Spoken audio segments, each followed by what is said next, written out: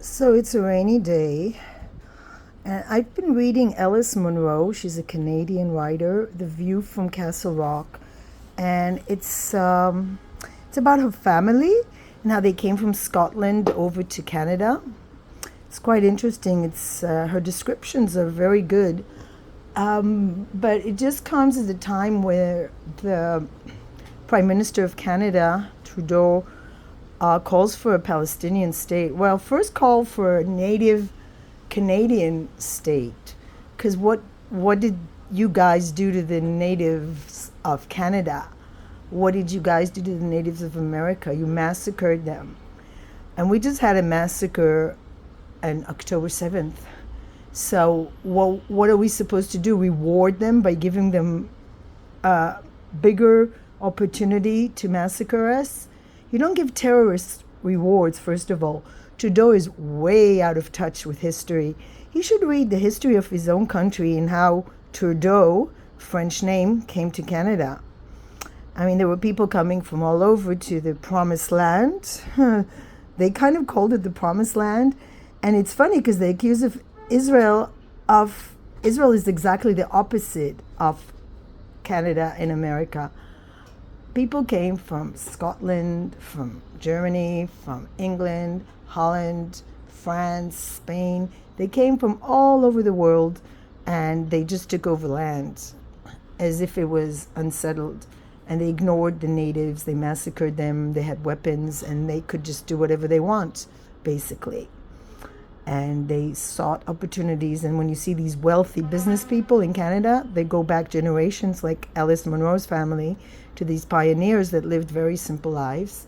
And they slowly built themselves up and worked really hard, okay, but doesn't give them the right to tell people in Israel who came back to their historical homeland and actually never left it. There were some people that never left Israel, and telling them to give our land, our tiny, tiny land. I mean, compared to Canada, it's like a joke.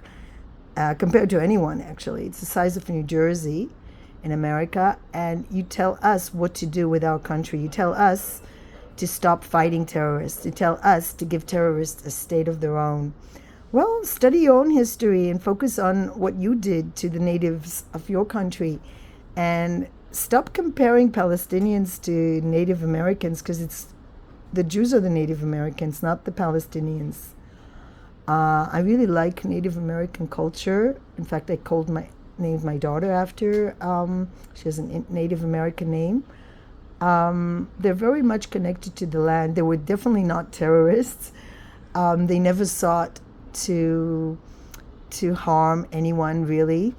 They really didn't struggle a lot for their lands, and as a result, they're really screwed. They live in small reservations. A lot of them have fallen into alcoholism and drugs, and they're really struggling to maintain their identity in a country that's completely blurred their identity. And it's the biggest hypocrisy of the world that the United States and Canada tell us what to do.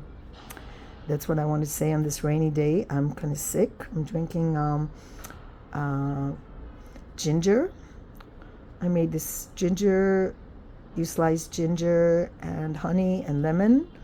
It's working real slow, and I'm still feeling quite congested. The pills I'm taking don't help. Yeah. So that's another thing. When you're a vegetarian or vegan, please maintain your iron level, or it affects your health. I believe that I should have taken iron tablets much earlier. I'm just starting to now, which is a bit late. And never drink it with coffee, because it doesn't work. Your body was not going to take the iron pills. It's not going to make the iron from the iron pills. It's not going to work if you take it with coffee. I stopped coffee completely, by the way, since I'm ill. I've been ill since Thursday, really. Thursday, Friday, Saturdays. Yeah, like almost a week. 5 days, and not happy. Shiva, I took her out, but I realized I can't take her too long. I have to really rest. And she doesn't mind as long as I give her a chew bone. She's happy. Oh, Shiva. There she is there. So Alice Munro is, she describes the lives of, of the pioneers, her own family, which is quite interesting. Very reserved, very not emotional, and it's really interesting. Also for people that have nothing to do with Canada, I do have Canadian family, both sides. I mean, my ex has a lot of Canadian family, and I have also Canadian family. And I wonder if they know anything about Canadian history. I wonder if they actually study it, because I don't see it. And I really don't know what Trudeau is up to, what he's seeking exactly to do to appease the immigrants. I don't know. I really don't know. But I think what I learned in life, sometimes you have to ignore certain people. But sometimes also to call them out. This is a good book. It's really good from when I'm sick because it's very calm and interesting, because it's historical and it's not just a novel. It is a novel, but it's based on facts. I think she researched it about her family and ancestors, how they came to settle in Canada. Anyway, have a good Tuesday. I'm going to cough my way. I'll show you my drink. Wait, I'm at it. Where is my drink? Yep, this is my drink. It's on the floor. So this is what I drink. Looks disgusting, doesn't it? It's ginger, honey. I put some cinnamon as well.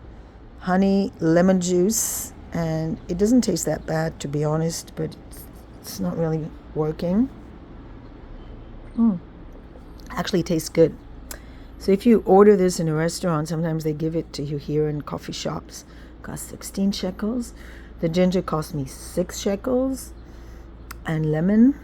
So, and I've been making a lot of these. I'm not that motivated to drink it, but it's going to help. It's going to help, I hope, if I drink it like 4 times a day. I still have a cough. Anyway, be healthy, everybody. Don't forget your iron tablets if you're vegan or vegetarian. And don't forget to read your history, even if it's in a novel form.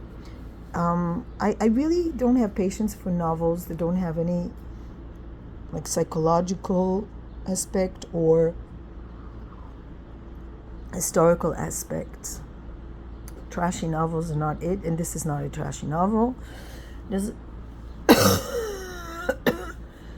you have to pay attention there, a lot of details, but yeah, it's Canadian. It's freezing. It's not like a warm, fuzzy feeling. The Scottish people are tough. And the people who came to Canada were really tough pioneers. They had to endure a lot of hardships, but they have absolutely not the moral. They do not have the moral upper hand to tell Israel what to do, especially not to encourage a terrorist state. If there's anything we learned from October 7th is that you cannot just sit back and relax and be neighbors with these people. I mean, they got jobs in the kibbutz, in the places they attacked. They knew it well. They actually were able to infiltrate it because they were working there. They got jobs. They got priority in healthcare. People came there for cancer, to Israel for cancer therapy, for whatever ailment they had. And their own hospitals were used as terror camps. I mean, Israeli army just left it, I don't know, for weeks, and they continued the campaign, and already the hospital has become a terror base. Disgusting, really disgusting. So can you imagine what's going to happen if it's a state? And we know we can't count on the UN. We can count on the UN to teach them about Adolf Hitler.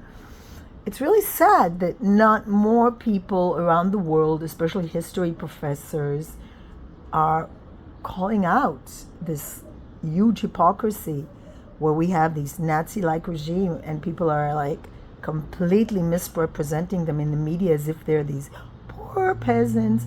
They're not poor peasants. There are people who supported a Nazi-like regime that educated their kids to be murderers.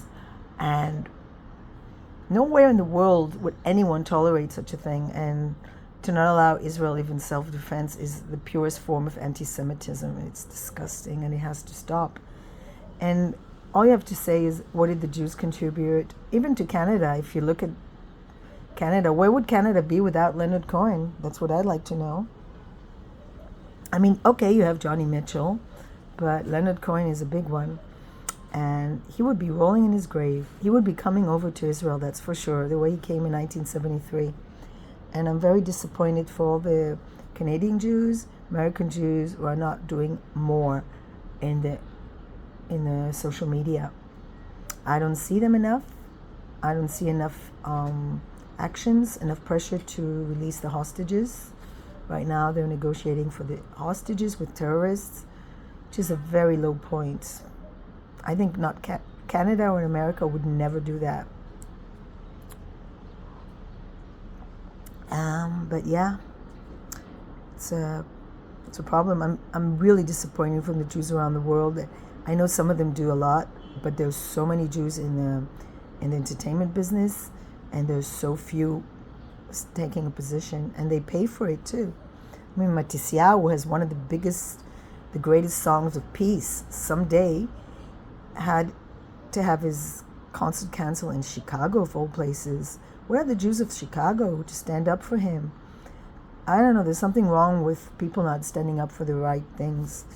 Anyway, if you seek quiet novel with historical references about how hard it was to settle Canada, and really about a very clear declaration. The Canadians came from all over the world. None of them had any roots or connection to the land, contrary to Israel, where the people have only connection to the land. Every Jew in the world has a connection to Israel. It's our center, and we just had it taken away from us. You know, they built a mosque on top of the holiest place for Jews.